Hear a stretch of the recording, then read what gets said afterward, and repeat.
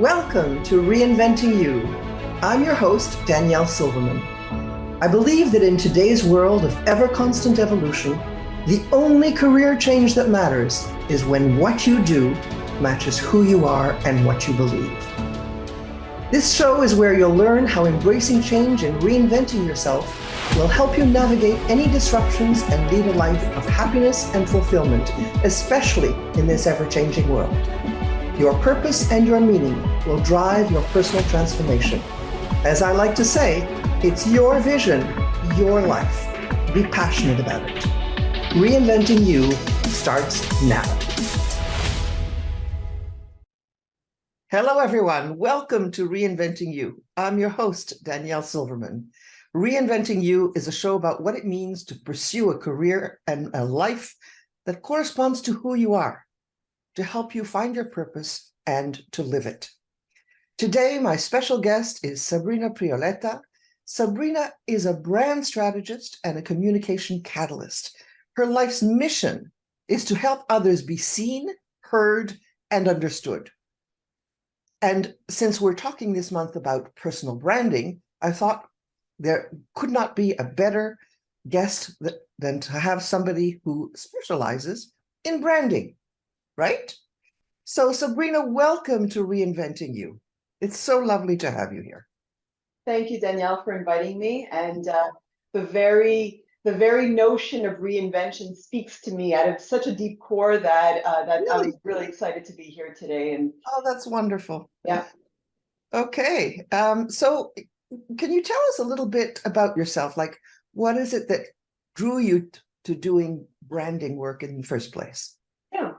So I had worked on the corporate end, representing both national and global brands for about 15 or so years. Mm-hmm. And so I never actually had the intention to reinvent myself necessarily. I was happy. I was climbing the corporate ladder, and my focus at the time was managing brands. So whether, I was on Adidas, I was working on Molson brands for a while at the Montreal Gazette. So I represented different brands that needed to be seen, that needed to gain market share, whether it be in Quebec, in Canada, or across North America. So the objectives were different. And so I worked within that space for about 15 or so years.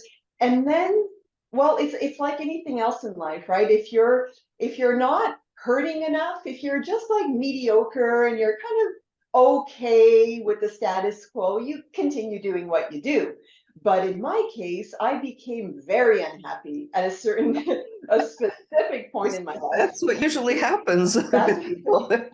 And it's a gift. It's really a gift, because at the time it seems to be so frustrating, and it seems like there's no rhyme or reason, and you wonder why everyone else around you seems to have it together, but you don't. And that's the story. The story of my reinvention is after that experience corporately, I decided, you know what, I don't resonate with what just happened in this particular company. So really, it was so simple. Now that I look at it in retrospect, is that my personal values, everything that I believed in, was the antithesis of what was going on in that company. And it was quite alarming. And it was the first time in my experience that I had felt so disengaged and just like I felt like I didn't belong in that environment. And I'm sure a lot of your listeners and your clients have felt that way, and that's a really important feeling to tap into. Absolutely. And so I vowed to myself to do something different. I didn't know what that different was, and I fell into basically consulting, and it kind of came to me quite organically. And I thought, well, let me do this consulting thing on branding for a while, and let me do it until I come up with my next great idea.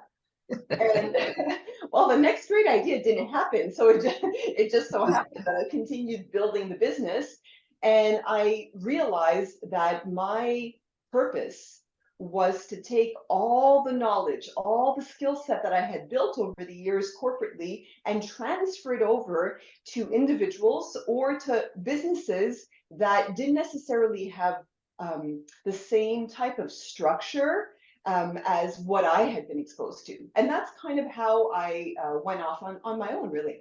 That's fantastic. And it's a story that is so relevant uh, today, especially when people have come out of the pandemic and realized that they need more meaning in their life, right? And you lived it through another situation before the pandemic. I lived it through another situation before the pandemic. That's why I do what I do. But it's so true. Your values have to align with who you with the company you work with, and you really need to do who you are, come into your own with that. So in all of this, I'm trying to figure out, well, not figure out, but let's explain to people how personal branding comes into this and how it's different from what you do with organizations. Yeah, so, well, a lot of the work that I do with, be it organizations, when oftentimes the people sitting around the table are key players, they're managers, or they're people that have been within the company for many years. So they have lived and breathed the brand for a while and they understand it well. So whether I'm working with those individuals or whether I'm working with someone who's looking to reinvent themselves or perhaps change careers or get perhaps more traction as they're launching into something new for themselves. The actual steps, the process is very similar because what we do is we get into a methodology that basically allows me to to open those doors that are closed, get the skeletons out of the closet, understand what it is that makes people tick, what it is that makes them afraid, what keeps them up at night, what is it that they would aspire above all else, like what has gone wrong, what has gone right in their lives.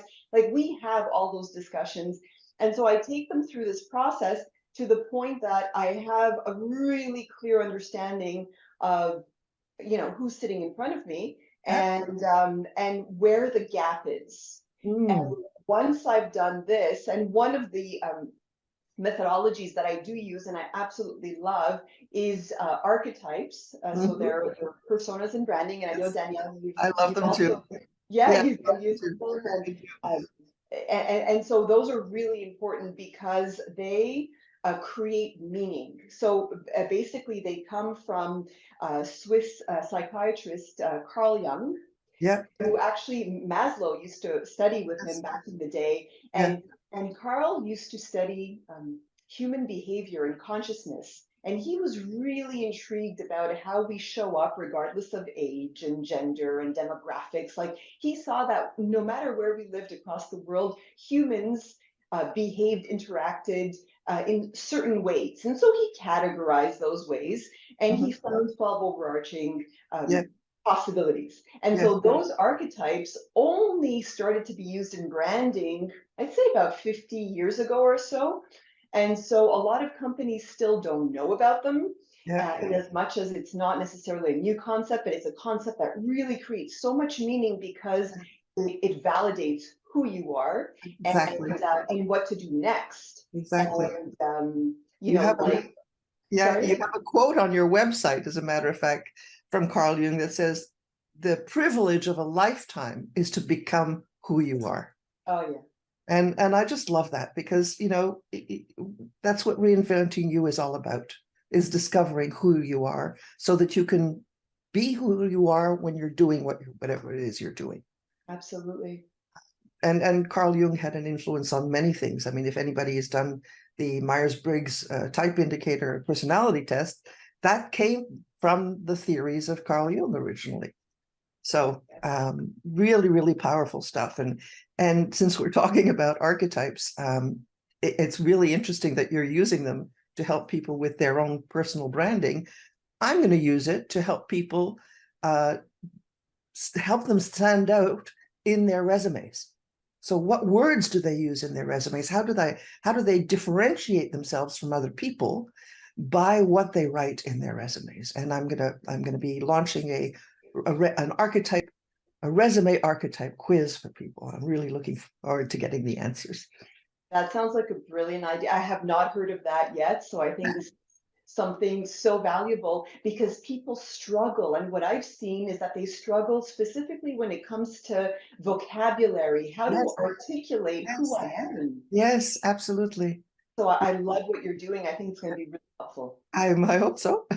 We'll let you know. So, um, Sabrina, why is it important to have a personal brand? Well, think of it as a northern star. Ah, So life gets complicated, life gets messy. We think that things are going to go like in a very linear way. They don't. There are always surprises. And so when you are being challenged, whether it be like whether you are in a role that is not resonating with you, perhaps you know you could be doing something different. You know that you're feeling like heavy in the morning when you wake up and you're about to start working, and there's this sense of like dread. Those are telltale signs. Now, when you start to feel these things, it's important to have a really clear understanding of your own personal brand, because, well, where do you go next? Like, if you don't have this roadmap, if you don't have this northern star, you are basically trying just about anything to get out of your current situation, which is not recommended. So you're probably going to end up with just about anything if you do it in that manner. But if you have a really clear set of values of your own, we speak about brand promise for a lot of corporate clients, but what is your own brand promise for yourself, for your life? Like, what type of legacy do we all want to leave behind? Like, these are the type of questions we want yes, to ask ourselves. And this is very much about branding. yeah. And it's not about having reams and reams of like pages on this stuff. It's really about, imagine like a one page with your own, promise to yourself, to the world, a Mhm. few values, and just having something that simple makes it possible to execute afterwards. Because if it's too complicated, again, we get into like this complexity and these like different layers and layers. We want to remove ourselves from the layers and be very objective and Mhm. say, if I'm all about compassion, if I'm all about determination, if I'm all about pioneering, is this new opportunity going to speak to those very values? Mhm. It's about. That's brilliant. And I think, as a matter of fact, I mean, blah, blah, I'm stuttering today. I don't know what's wrong with me. If people want to find out what their personal brand is, I think you have a quiz on your website, right? I do. Yeah. It's a free archetype assessment, so they'll get a high level of where their dominant personality is, because it is important to note as well that we could have sub personalities that you know are important perhaps in other areas of our life, but there's always one dominant one. So that quiz will give people the insight on where they might position Right. and help them along the way. Right. And then they're going to get the same thing from my resume is when it comes out as well. But so let's assume that people have figured out what their brand is, what they stand for, their values, what their North Star is, as you said. How are they going to then use it? What is, today everything happens on social media, of course. So how do they express this brand on social media or anywhere else for that matter? Yeah, Or so can they perhaps they can, how can they use social media to promote their brand? yeah. And I use the word promote, you know, lightly.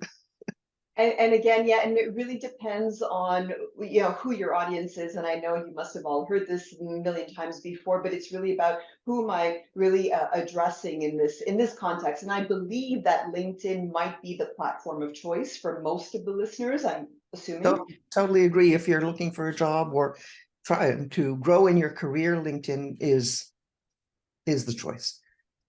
Yeah, and so there's a few things that you could use. LinkedIn is really powerful, and most of us don't use it to its full capacity. So there are ways to not only use it effectively, but to measure your success rates on LinkedIn. And so some of the first things that you can consider doing is optimizing your profile. Something as simple as having a profile picture, like a professional headshot, is so important. People don't think about that. It's the first impression we get, right? Yes. So the profile, the headline, perhaps something that makes yourself, unique in what you do in that field. The about section allows for up to 2,000 or so characters. Most of us don't optimize that section enough. So the more you write about there in the about section, the higher your ranking. Website links, examples of work that you've done, maybe in video format or PDFs, like all of these are different ways to get exposure. And there's actually this one way to measure how effective you are at establishing your professional brand on LinkedIn. And that's, you may have heard about the LinkedIn SSI score. And so the social selling index Yeah. is brilliant. And I got this actually from Jennifer Darling. If anyone Yes. wants to know more about LinkedIn, Yes. she is the LinkedIn queen, Jennifer Darling. She's amazing. Yes. And she's the one who actually taught us about the SSI index. And you can see how well you're doing within your industry, within your sector. And so the aim is to score above 75.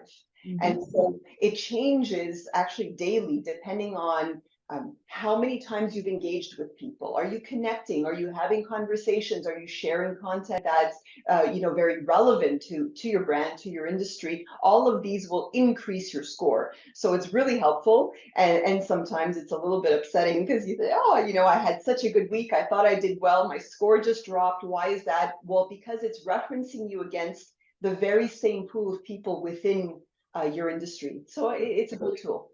Wow. Yeah, it is a great tool, and it's interesting. It's not like how many likes you get or how many times you post one thing or another thing.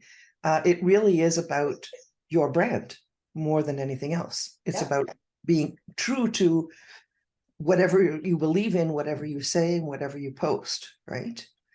Having said that, what is probably one of the most important things that you would consider when you're posting on social media or when you're presenting yourself? So there are a few things that you'd want to keep in mind. One is obviously being authentic, allowing yourself. And we've heard so much about authenticity. We tend to stop ourselves when it comes to posting on social. And one example that I'm going to bring to the forefront, love him or hate him, most of us will not feel anything in between, is Gary Vaynerchuk. So Gary V. Yeah.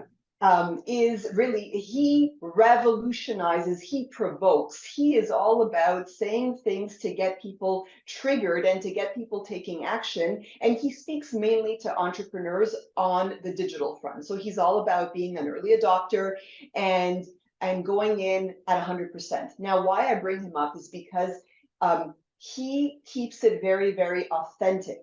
So again, he will say things that most people do not dare say, but it's hard to not have an opinion of him. That, in my opinion, is really superb branding because he doesn't shy away from being who he is and getting his point across. He also engages. So to engage with people, to post something, if someone makes a comment or likes back, it is best practice to respond. It is best practice to perhaps connect with them, have a conversation. You could consider doing this even if you're looking for work. Have you ever thought about connecting with the hiring manager? How many of us do that? No, I know. Why don't we? Why don't we? Because we have to stand out amongst those 200-300 resumes. And so how do you do that? Like increase your chances. So engagement is really important. And again, how to consistently brand what you say or do. So if your core values are determination, courage, and relentlessness, well, then you want to put that forth, not necessarily using those words, but using, metaphors and memes and articles and everything that challenges anything that goes against determination and courage and all of that. So Yeah. It's also interesting, I think that, I mean, these are incredibly important points. The most important, I think, is to remain authentic, in my opinion. But also what I see is people expressing views that are very personal, and that it isn't always very professional. Yeah. What are your thoughts on that? I would say for LinkedIn, I would say keep it professional. I agree with you 100%. I think it's become a little bit of a free-for-all. I believe it's not the purpose of LinkedIn.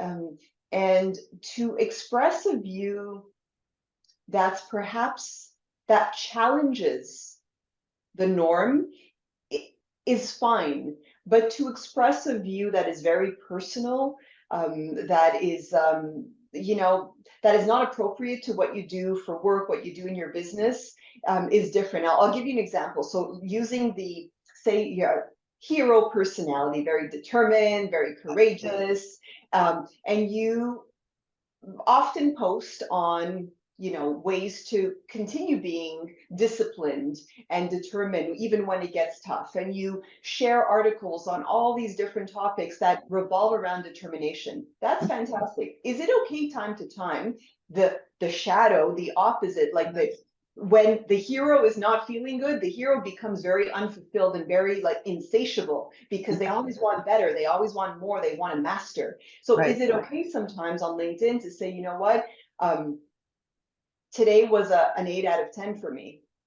And you know what, tomorrow I'm going to do better, and this is why. And I think, Danielle, that what you were mentioning, the being, being truly authentic when even when things are not necessarily going as planned, can you dare share that on social? And I'd say, yes, you can. Just keep it professional. So what happens when somebody stays professional, say on a platform like LinkedIn, but then uses Facebook or Instagram to just, go haywire, showing, I don't know, funny animal videos or whatever it is? Yeah, and that's dangerous, and I think that's something that a lot of people looking for work need to be very, very conscious of. People now will search; they will look you up everywhere across the board. So back to consistency. If you are sharing inappropriate videos or content on another platform and you're being really professional on LinkedIn, don't think that that's enough. There's something that we use in branding called the brand credibility window, and it's made up of 4 different windows, if you will, 4 different quadrants. One is how you look. Number 2 is what you do. Number 3 is what you say, and 4 is how you say it. Okay, so let's say that over again, because I think it's really important. Yeah. So number 1 is what you look. Yeah, so how you look. So that could be perhaps, the profile, the packaging, all of the external stuff, right? The way you present yourself for an interview, all of that, how you look, professional photo, etc. photo, etc. What you do. So what you do could be exactly like, are you being consistent? Are you doing one thing on LinkedIn and another thing on Instagram? On a Saturday night, which is completely inappropriate, but it's just that it will get you just as much exposure. And then what you say and how you say it. That's all about the vocabulary, the way you communicate, and the tonality. So the way you can be very, very tenacious, very determined, but can that become rude if the tone is not correct? And so you have to check in and make sure that everything is succinct to what you want to present. So that brand credibility window, in my opinion, is a sure way to check in and say, well, which of these quadrants am I strongest in right now? Where do I need a little bit more help?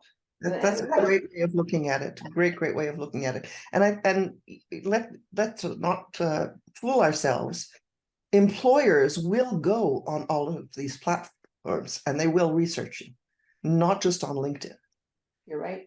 So if you are looking for that job, for that ideal job, you have to be careful. I don't know any other way to say it, really. Yeah. That's fantastic. The brand something window. Credibility. Credibility, of course. The brand credibility window. Love it. Sabrina, we're going to take a short break. And when we come back, we're going to talk about a whole bunch of other things related to personal branding. Talk soon.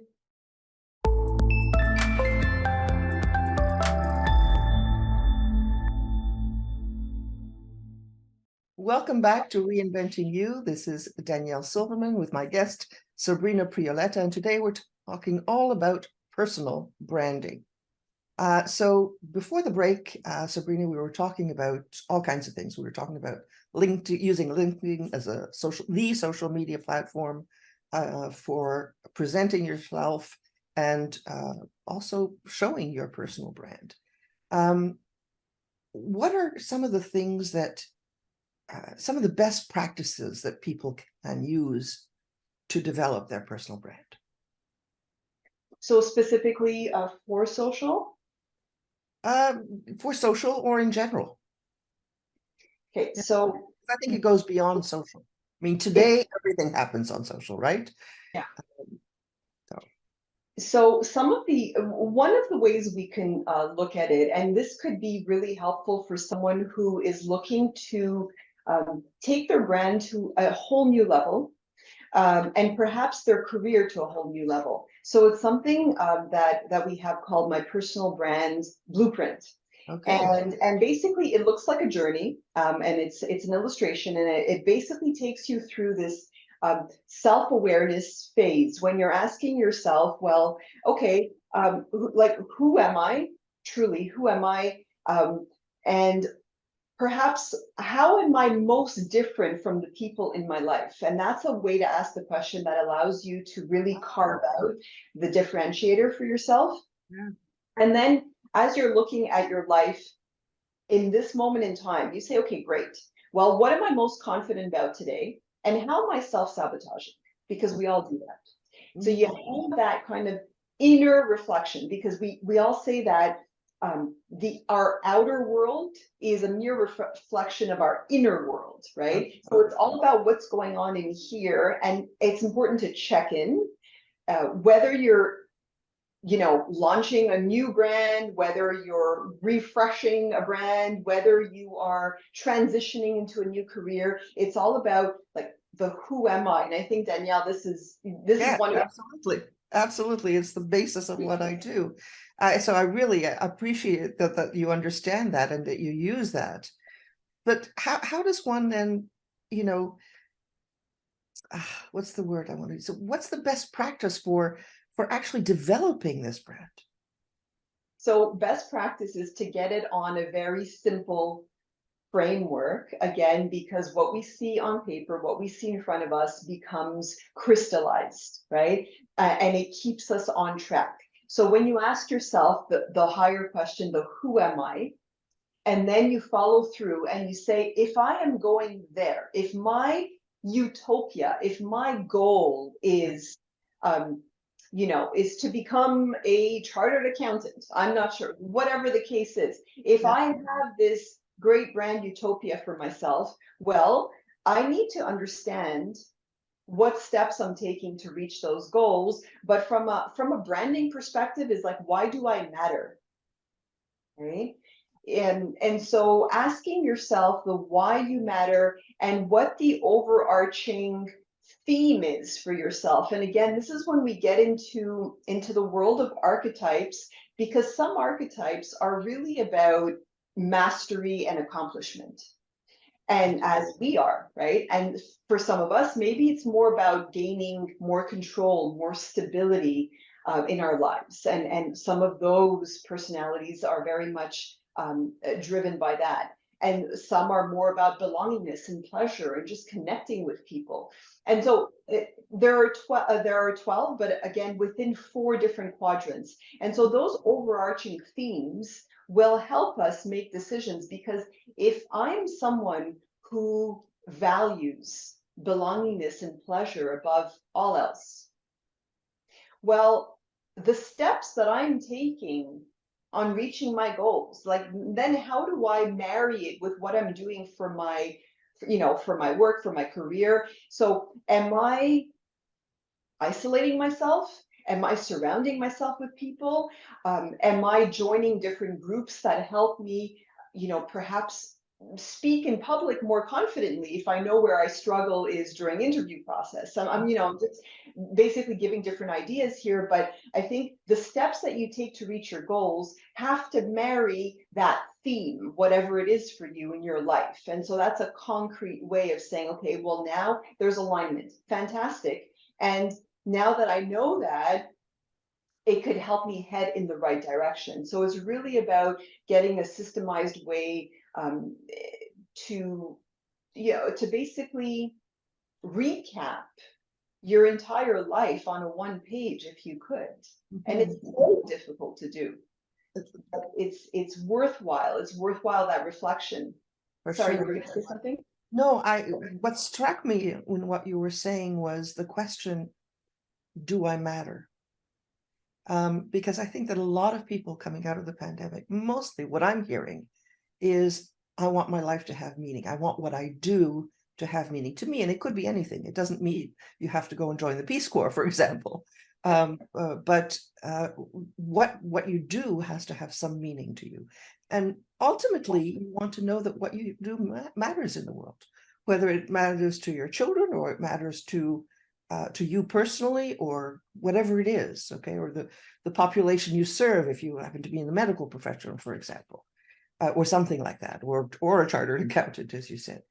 So it's really, really interesting to realize how important then personal branding is with, as we've been saying, with who you are and what meaning, what you bring to the world, right? Yeah. Yeah, go ahead. And I was just going to add to that and say, the do I matter? It has to do with our passions as well. And it's interesting how, we spend our entire lives either trying to be unique or be just like everyone else. By the time we're 8 years old, we've been so conditioned by the media, by society, by our parents, by everyone around us, that we've got an identity that is not necessarily our own. And so then we start to be very reflective on really, who am I and how will I matter and how will I make an impact? And one thing that I often tell people to do is to just observe and think about where they spend the most amount of time, money, resources. When they don't have to, where do you spend your focus? Because where you spend the focus is I think that golden nugget that helps you get to the what, like, what am I doing to matter? How am I mattering? Who am I? And it's where you spend most of your time. Right. And so I think, knowing you a bit, Danielle, and it's really about growth. I think both of us are very much driven by things. I know that I spend a lot of my time doing a lot of personal development, because it's just not quite enough for me. I always want to know more. I always want to improve. It's never quite enough, right? And so that's an indication right there. So it's a basic need that we ask ourselves, I think, from our teenage years on, and maybe even earlier, who am I? And so what are the human needs that come out of that or that propel that? So there are 6 main basic needs that we all have. And there are not a lot of people will think of basic needs and ask me about Maslow's hierarchy of needs. And the basic needs are a little bit, they're even more all-encompassing than that. So, but they do take into account Maslow's pyramid. So one of the biggest needs that we all have, that need for connection, that need for love, right? And that's a need that's very much omnipresent for all of us, but maybe it's not the most important one when it comes to work. And so it's very interesting to think about, well, do I need to be in a type of environment where there is a lot of connection, where we're feeding off one another, where there's teamwork, where there's exchange, or does it exhaust me? Because, maybe I'm more introverted and I just feel depleted when I'm around people, and that's okay too. But being aware about that is very important. So you get your connection in another form. It doesn't have to be within these group settings. So connection is one. Contribution is another one. And I think that more and more people are asking themselves, like, what impact are we making? What impact is this employer making? Are we, leaving the world better than how we found it? So this whole notion of contribution is such a high human need that a lot of us have chosen to focus our entire, life passion on contribution. Absolutely. And there are four others, and one is certainty, one is growth. We just spoke about that before. The need to always evolve. If you believe that status quo is not an option, if you believe that you can always do better, and that lost potential is one of the worst things you can do in life, just that lost potential, then growth is probably yours. Right. And which is what reinvention is all about, really. It's about healthy growth and sustainable growth. That's Yeah. right. And while we're reinventing, there was also this degree of certainty versus uncertainty that we're balancing with. And those are two other human needs. So certainty, most people will say to me, yeah, well, that makes sense. That's a human need. Of course it is. But uncertainty, how is that a human need? Well, I'll tell you, if you are in a position right now that you're bored, that you know what you will be doing every day, day in and day out, and perhaps you don't have that motivation anymore, it's because you don't have enough uncertainty in your life. And a lot of people who venture off and become entrepreneurs, they have a higher degree or tolerance for uncertainty. That's brilliant. And so that's it's something to check in with and say, well, which of the 6 basic human needs is driving me at this moment in my life? Because it can change over time. It's absolutely brilliant. And it occurs to me, obviously, that this may change from person to person, right? Because one person might have a stronger need in one area, another person would have a stronger need in another area, right? Yeah. How does this all tie back to the personal brand? So how it ties back is when you're building yourself, knowing what you know about this overarching human need that you have. So for example, it's the need for connection. Connection is a popular one. So let's say your need is connection. And perhaps you have a brand archetype that's all about belongingness. That's all about, perhaps you're an every person archetype. And so your archetype believes that everyone should feel welcome, no one should be left out. You're very much all about caring for others. So as you're building that, you say, okay, well, I know connection is my need. I'm an every person. That means that I value humans. I value, very compassionate, perhaps. There's one thought leader that I think is brilliant, and a lot of us probably know him, Simon Sinek. Yes. So he, in my opinion, makes up 2 different archetypes, but one of his is the every person, because he speaks to the importance of not only being authentic, but leading, inspirational leadership, he calls it. So leading with empathy, creating a more positive impact in the world, ensuring that people find their purpose, that people find their voice, being very much people oriented. So all that is kind of like the Simon Sinek branding. And so you ask, well, how do I then take that and make it something? Well, in the case of Simon, he launched a few books. Yes. Authors, we don't all want to do that, but some of his books, like Start with the Why, Eaters Eat Last, The Infinite Game, all of those were very much about what his personal brand stood for, right? And so for the rest of us, what can we do? Well, can we write blog articles? Can we prepare posts that are, centered around those very important values? Mhm. Can we speak in a way that sounds compassionate, that sounds inclusive, that sounds like we do truly care about other people? Yeah.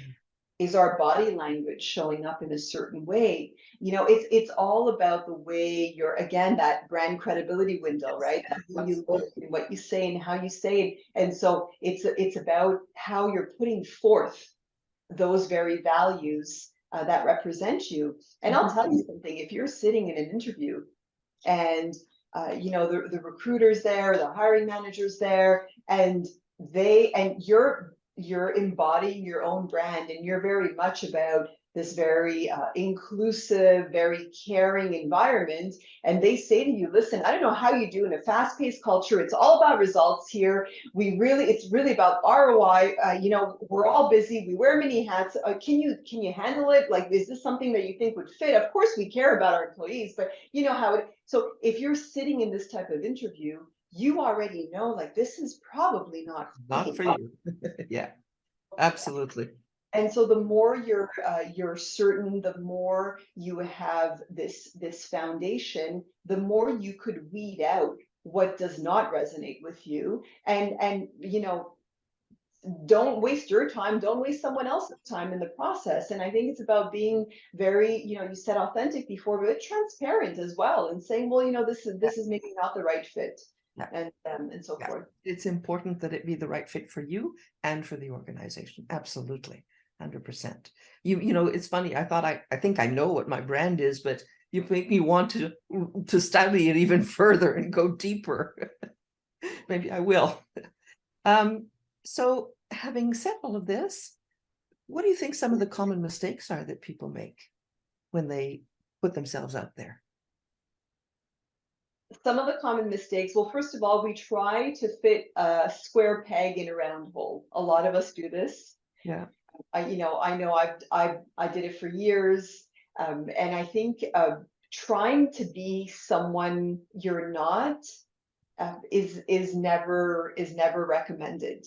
Other common mistakes, comparatitis. I just heard this the other day. I'm like, oh, that's great.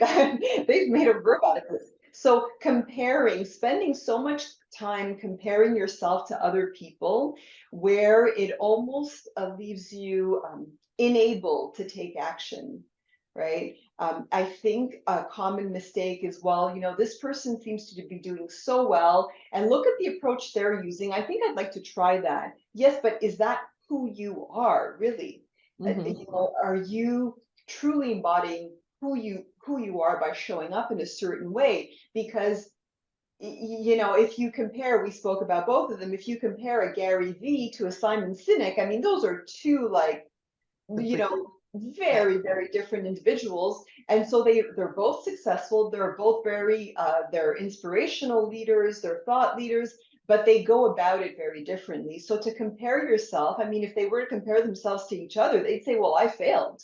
Like, Mhm. my approach is completely off. But no, it's about being who you are. The other thing is, we tend to wait until it's perfect. Mm. A lot of us do, and perfection is really the enemy of advancing, of being successful.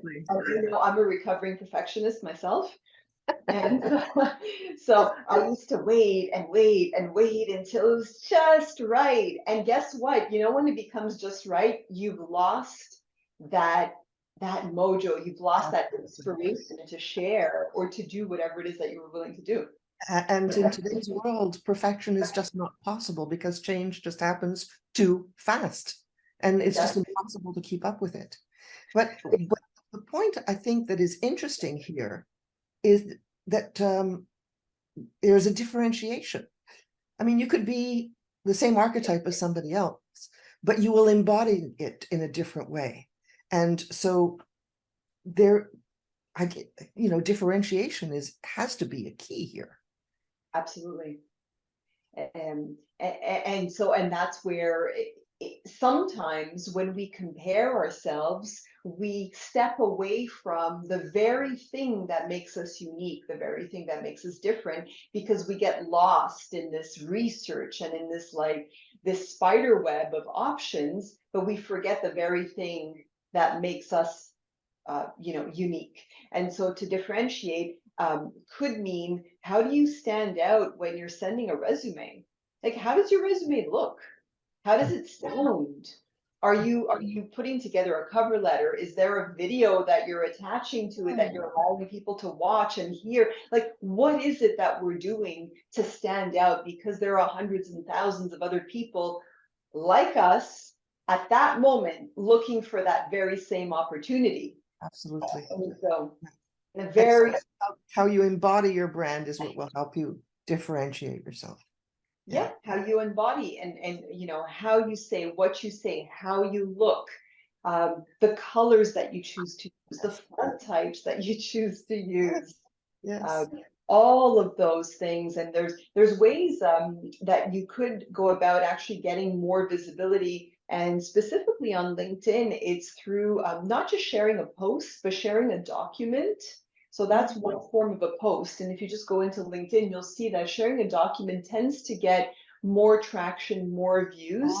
So it's a good way to actually share the who you are. Maybe it's tips, maybe it's insights, maybe it's quotes or memes, but sharing as a document often gets a little bit more traction than Mhm. everywhere. That's interesting to know. And I think the more we talk about LinkedIn, it really is important to take some kind of class or some kind of course to learn how to use LinkedIn to its full potential. I know you were talking about Jennifer Darling. I believe she is actually creating a special course on LinkedIn for people who are looking for jobs. So I can't wait until that's completed so I can tell everybody about it. But it's about showing up. It's simply about showing up, and as your authentic self, showing up uh, in a way that's different from other people, showing up consistently, and on brand, as we say. So we go deeper into the brand. Yeah, and give yourself the permission to show up, because we often stop ourselves from showing up. Yes. And I think again, it's that desire that we all have to impress, to be accepted, to be loved, to not be judged, that stops us Mm, from doing the very thing that helps us stand out as individual brands. yes. And then we sort of have to ask ourselves, okay, why am I doing this? Why am I stopping myself from doing this? And could there be um, a fear of showing up in public, a fear of revealing a part of ourselves? That's a subject we don't really often talk about. But with personal branding, I think it's important to understand, yes, you are somewhat being vulnerable by putting yourself out there, but at the same time, you're also being authentic. Yeah. And anybody who's read Brene Brown, of course, understands the importance of vulnerability. And that's actually what people like these days. Yeah. Yeah. And that's what makes stories come to life. And that, Yes. so Yes. that whole notion. So if there is no authentic element in a story, if there is no moment where you're sharing uh, a point where you're low, where you've hit this, like there's an incident, and actually, I don't know if yeah, the whole notion of storytelling Mhm. is where there's conflict, Mhm. there's a plot, and there's a character, right? Yes. And so those are the three storytelling elements. But what happens is that it's very a great tool to use during a career transition, because you're able um, to earn the right to get that credibility piece out there without necessarily bullet pointing it, like without like, oh yeah, I've been to Harvard, I've done this, I've done that. Like those are important. But what if you would tell the story of how there is status quo and there's a shift in status quo. The basis of every story is like, right, status quo changes. This is how it was. And one day, everything crumbled around me. One day, I was doing well, and oh my gosh, like something happened. I changed team. They brought in a new manager, and the world crumbled around me because it was not the same as yesterday. And so now the hero in the story, which is you, which is all of us, right, is out to return to what normal used to be. So they're searching for this new normal, to this return to like what life was. And during that moment, there are key lessons that tend to arise, right? And it's like, well, maybe I've realized that, this reorganization is here to stay, and it's not temporary. It's in fact like this is what we're going to have to deal with, and they're not hiring these extra people that were laid off, and we have to do more with less. And this is the new reality. And I've been here for 5 years, and it's really worked so far, but it doesn't seem like it's going to work so far. And then, so this is at the point of the story where you basically realize things are not going back to where they were. And then what happens is the hero tries to find something better.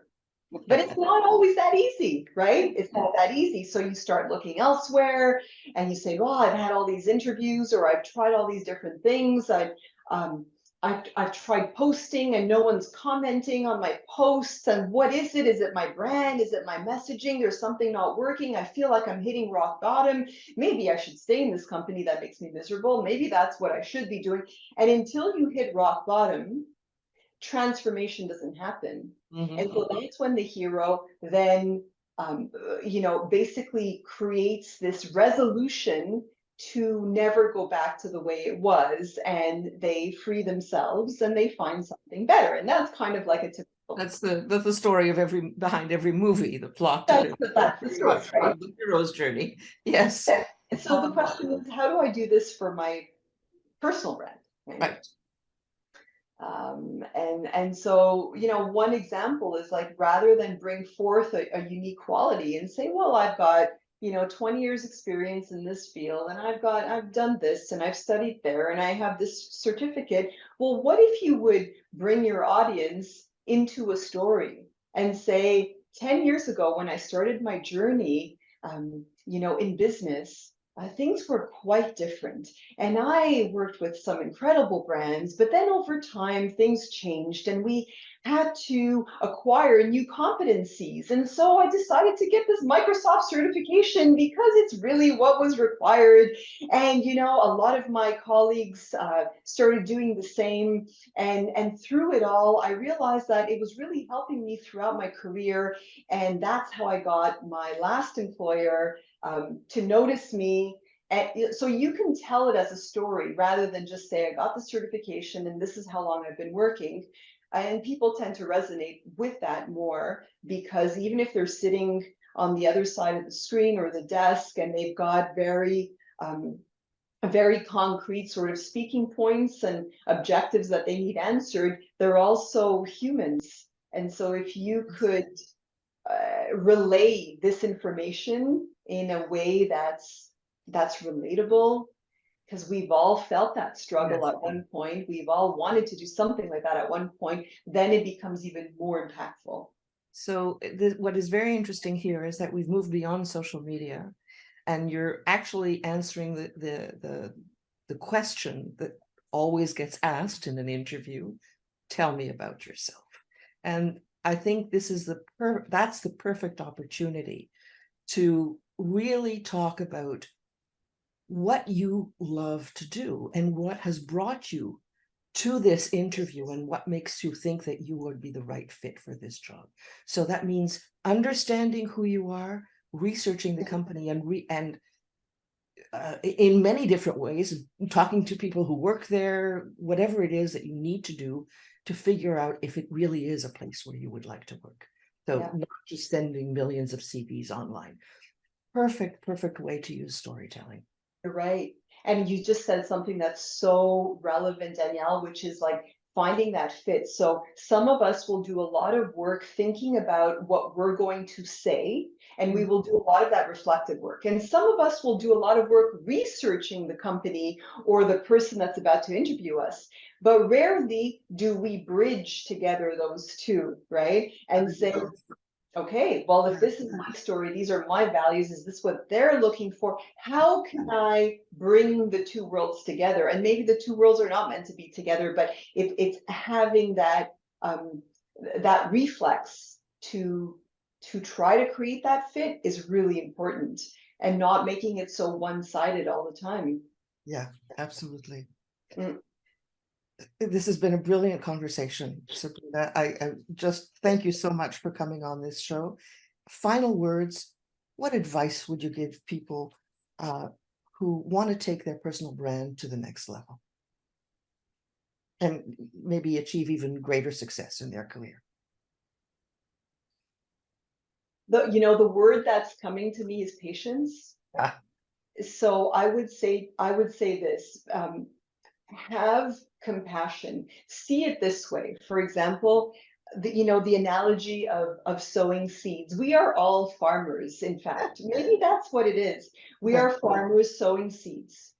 When we sow a seed, if we do not water it, continue to nurture, put the fertilizer, the seed will never root, right?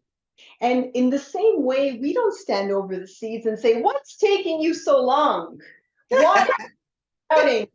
What is it?" We don't do that when it comes to gardening or anything. So why do we do it for ourselves? So I would say patience, having purpose, but also being very kind with yourself and patient, and ensuring that, you know what, it didn't work out exactly as I intended today, but tomorrow I will do it again.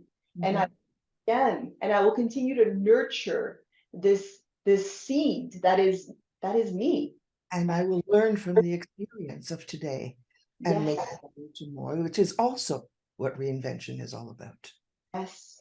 Brilliant. Sabrina, you warm my heart. Thank you so much for coming and sharing all of this wisdom about personal branding with this audience. Final word? Don't be afraid to reinvent yourself. All right. There is a whole world out there. And ask yourself, if today were my last day, would I be completely satisfied with my life? And if the answer is maybe or no, it is time to do it differently, and dare to do it differently. I love it. Thank you so much. Thank you. You've been listening to Reinventing-U, when what you do matches who you are. Bye for now. Thank you for listening to Reinventing-U with me, your host, Danielle Silverman. Tune in on the second and fourth Monday each month at 11 a.m. Eastern, 8 a.m. Pacific on transformationtalkradio.com. Join me and feel inspired and optimistic about your future. We only get one life, so embrace change and thrive with me. Find work that aligns best with your soul and what you enjoy. For more information, go to reinventingu.com.